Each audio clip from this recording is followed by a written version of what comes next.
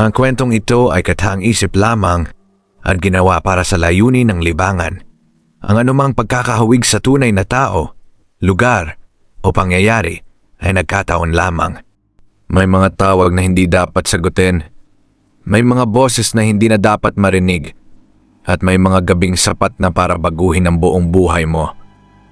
Kung mahilig ka sa mga kwentong puno ng misteryo at katatakutan, nasa tamang lugar ka. Ihanda ang iyong sarili at simulan na natin ang kwento. Miyerkules ng gabi. Mahina ang ulan at halos walang dumaraan sa makitid na kalsada ng barangay San Isidro. 3 buwan na ang nakalipas mula nang mamatay si Carlos sa isang malagim na aksidente. Siya ang nobyo ni Mia at hanggang ngayon na hindi pa rin matanggap ni Mia ang kanyang pagkawala. Tuwing gabi, madalas niyang tinitingnan ang lumang mga larawan nila sa cellphone. Nandoon pa rin ang mga mensahe, mga tawanan, at ang huli nitong sinabi bago mangyari ang aksidente. Hintayin mo ako. Pauwi na ako. Napabuntong hininga si Mia at dahan-dahang ibinaba ang cellphone. Tahimik ang buong bahay. Tanging patak ng ulan sa bubong ang maririnig. Ngunit pagsapit ng eksaktong 3:00 ng madaling araw, biglang tumunog ang kanyang cellphone. Terroring. Nanlaki ang kanyang mga mata. Hindi dahil sa oras, kundi dahil sa pangalang nakalagay sa screen. Carlo calling. Nanigas ang buong katawan ni Mia. Imposible. Si Carlo ay matagal nang nakalibing at siya mismo ang sumaksi sa kanyang libing. Ngunit patuloy pa rin tumutunog ang telepono na parabang may isang taong desperadong gustong may sumagot. Patuloy na umuugong ang ringtone sa loob ng madilim na bahay. Hindi malaman ni Mia kung sasagutin ba niya o hahayaan na lamang itong tumigil. Nanginginig ang kanyang kamay habang nakatitig sa screen ng cellphone. Carlo calling. Huminga siya ng malalim. Dahan-dahan niyang pinindot ang answer. Ngunit walang nagsalita. Tanging mahinang ingay ng hangin ang maririnig sa kabilang linya. Hello? Mahinang tanong ni Mia. Walang sumagot. Ilang segundo ang lumipas.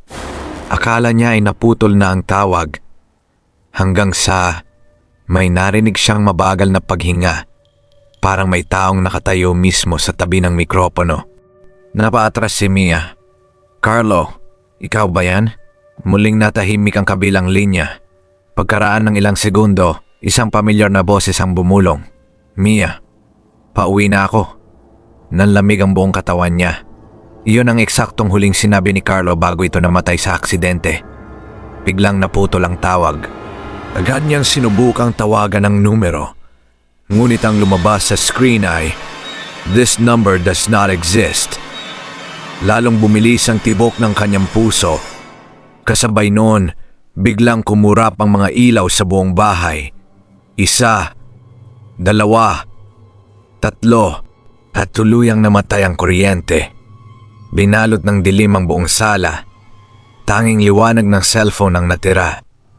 Maya-maya, may narinig siyang 3 mabagal na katok mula sa pangunahing pinto. TOK. Mahabang katahimikan. TOK.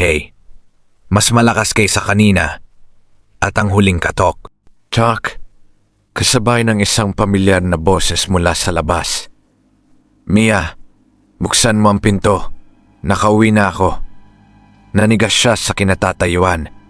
Dahil alam niyang ang boses na yon ay kay Carlo. Ngunit ang lalaking yon, 3 buwan nang nakalibing. Hindi makagalaw si Mia. Paulit-ulit niyang naririnig ang boses sa labas ng pinto.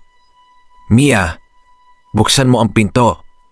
Kasunod nito ang 3 mababagal na katok. TOK, TOK, TOK. Hindi siya lumapit. Sa halip, dahan-dahan siyang umatras habang yakap ang cellphone. Muli itong nag-vibrate. Isang bagong mensahe ang lumabas.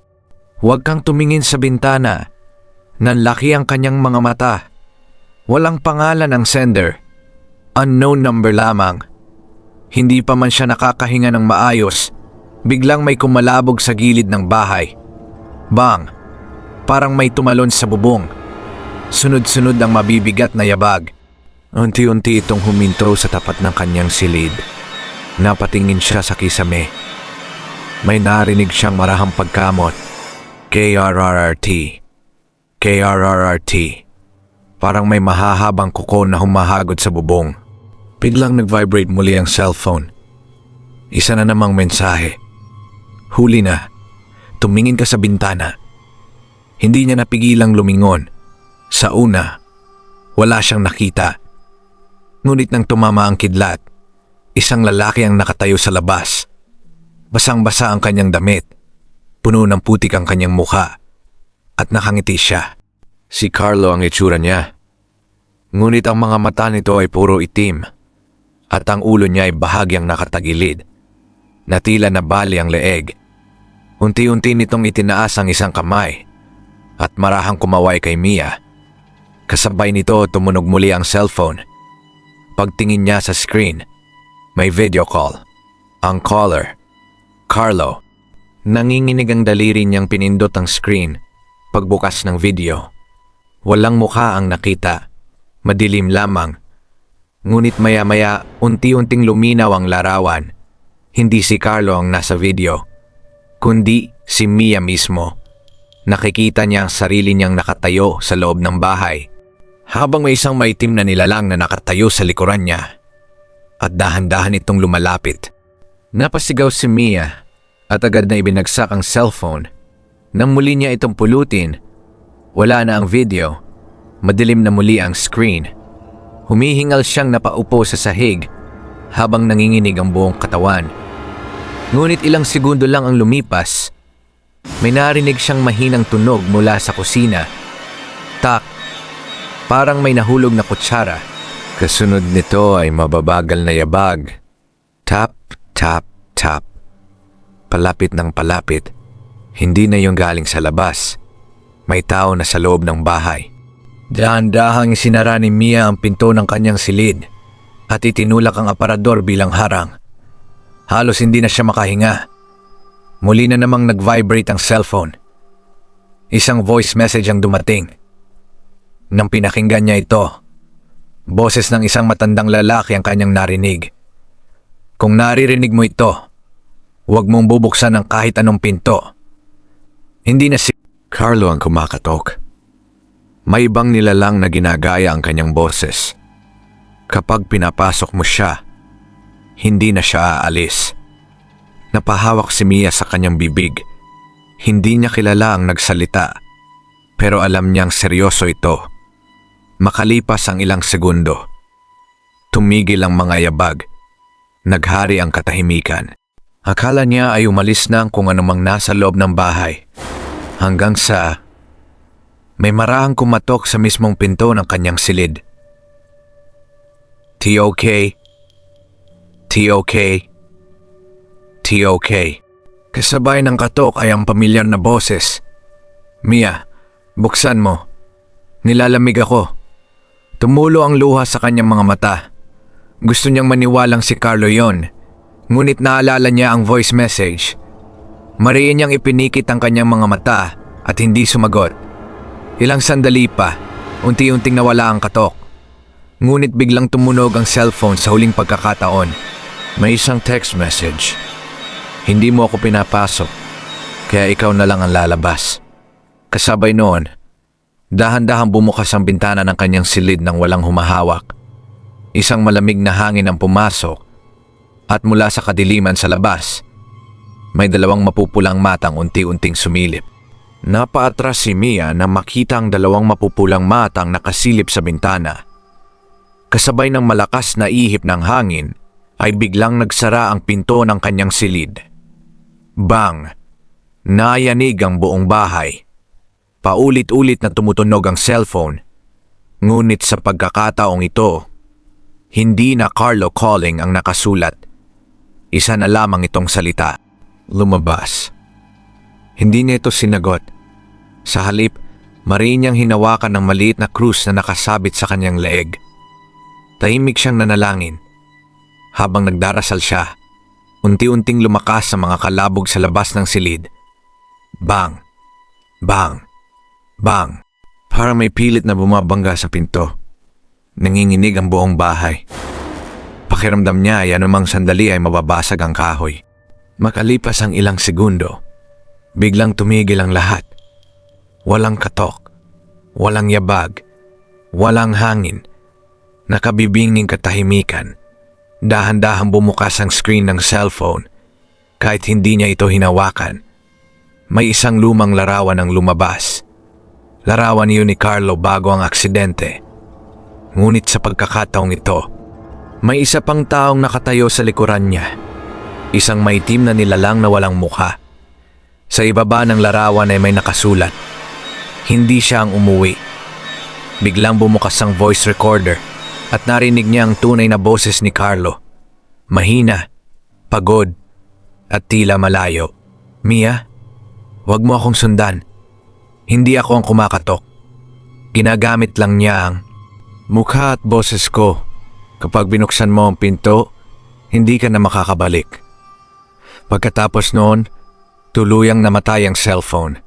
Kasabay ng pagkawala ng ilaw ng cellphone, ay bumukas ng mag-isa ang pinto ng silid.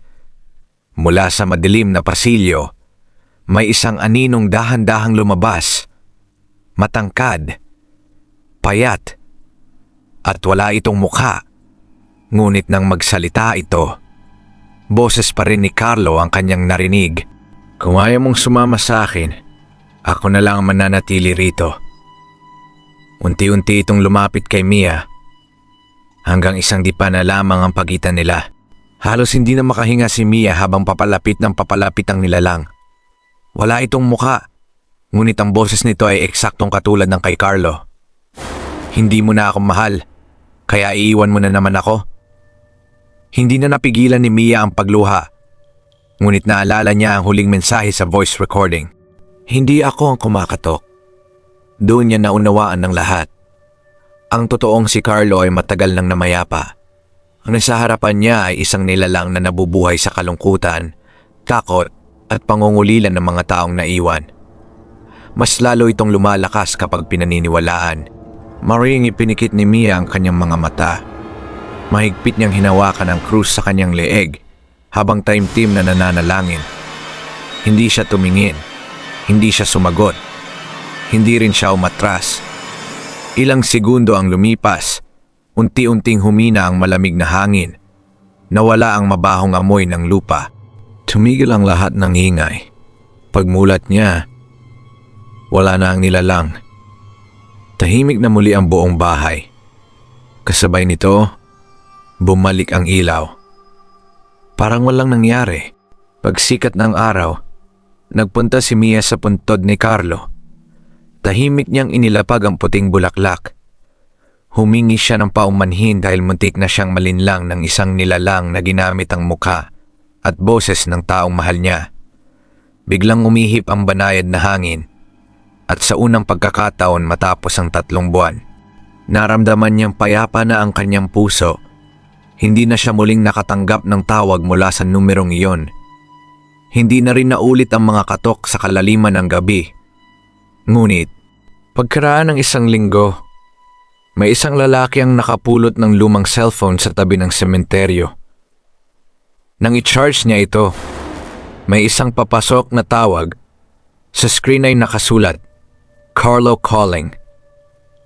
Ngumiti siya at sinagot ang tawag. Mula sa kabilang linya ay isang pabulong na tinig ang nagsabi, "Salamat. Ikaw naman ang uuwi sa akin." Kasunod noon, tuluyang naputol ang linya. At mula sa araw na iyon, hindi na muling nakita ng buhay ang lalaking sumagot sa tawag. Wakas. Kung nagustuhan mo ang kwentong ito, huwag kalimutang i-like ang video, mag-subscribe, at pindutin ang notification bell para hindi mo mamiss ang susunod nating mga kwento. At tandaan, hindi lahat ng bagay na nakikita sa dilim ay gustong makita mo rin sila. Maraming salamat sa panonood at magkita-kita tayo sa susunod na kwento.